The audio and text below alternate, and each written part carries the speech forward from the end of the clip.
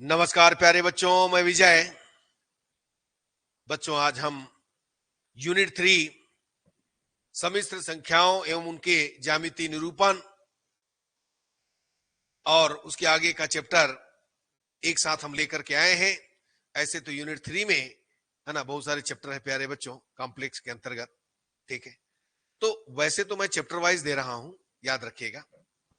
और है ना इसका पीडीएफ हम विजय सर क्लासेस ऐप में डाउनलोड कर रहे हैं, आप देखते जाइएगा और उससे निकाल लीजिएगा। ठीक है प्यारे बच्चों, तो चलिए आगे बढ़ते हैं। आज की क्लास देखते हैं आपको क्या मिलता है। देखिएगा बच्चों, सम्मिश्र संख्याएं उनके ज्यामितीय निरूपण किसको करना है। दो सम्मिश्र संख्याओं के योग का मापांक सदैव उनके मापांकों के योग से बड़ा है ना नहीं हो सकता।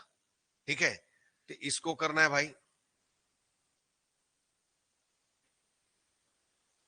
ये दोनों तो करना ही करना है, ठीक है ना।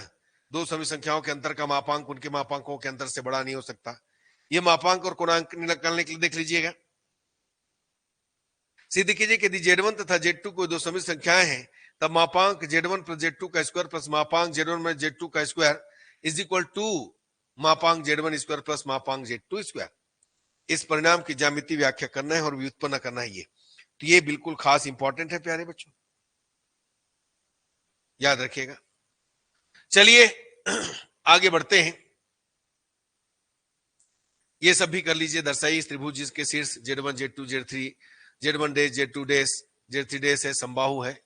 यदि Z1 माइनस Z2 है ना, Z1 dash minus Z2 dash, ये कर लीजिएगा इसको भी, है ना। ये खास कीजिएगा, सिद्ध कीजिए त्रिभुज का क्षेत्रफल जिसके शीर्ष आर का समतल बिंदु Z1 Z2 Z3 है, summation Z2 minus Z3 mod Z1 square upon 4i Z1।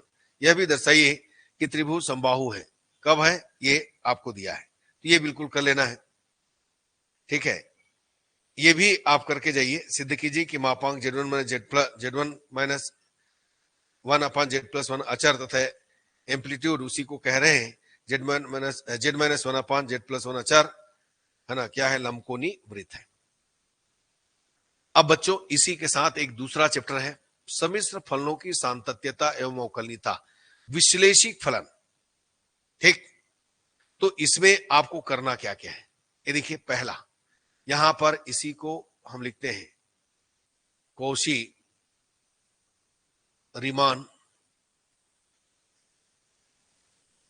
समाकल या समीकरण, समीकरण लिखिए तथा सिद्ध कीजिए।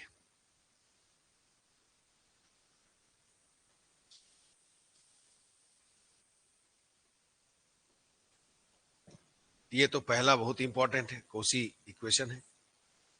एक फलन f x f z u of x y plus i v of x y केप के प्रांत डी के किसी बिंदु z is equal x plus i y पर विश्लेषित होने के लिए आवश्यक प्रतिबंध यह है कि चार आंशिक अवकलज u x u i v x v y अस्तित्व में है और समीकरण u x is equal v y और u i is equal minus v x को संतुष्ट करते हैं।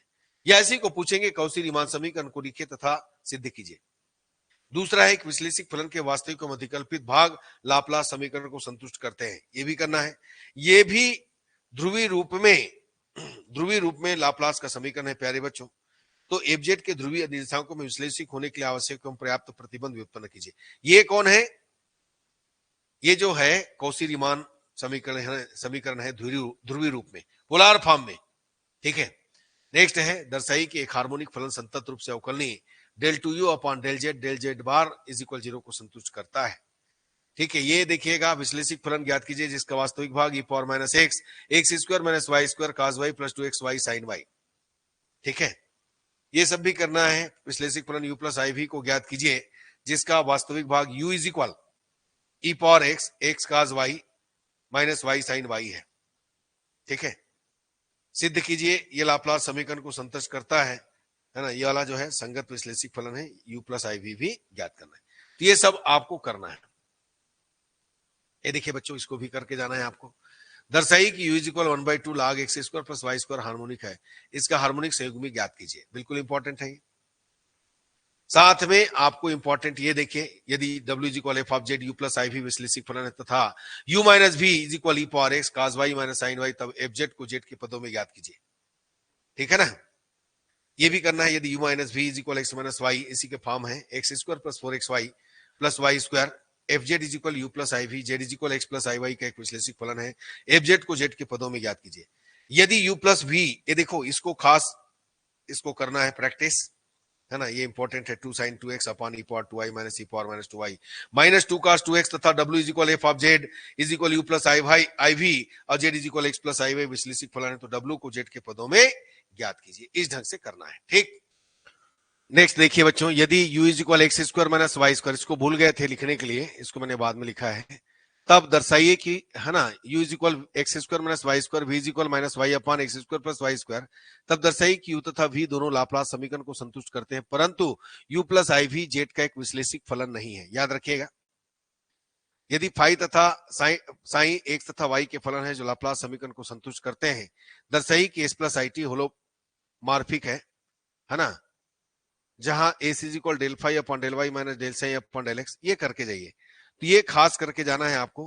ठीक, दर्शाइए कि फलन f z is equal u plus i भी, है ना, ये कौशल समीकरण को संतुष्ट करता है, एफ डेल जीरो विद्यमान नहीं है। ठीक है प्यारे बच्चों, तो ये देखिए, यदि f z is equal u plus i भी, ये भी एक बार प्रैक्टिस कर लीजिएगा और ये आपको करना है। ठीक है,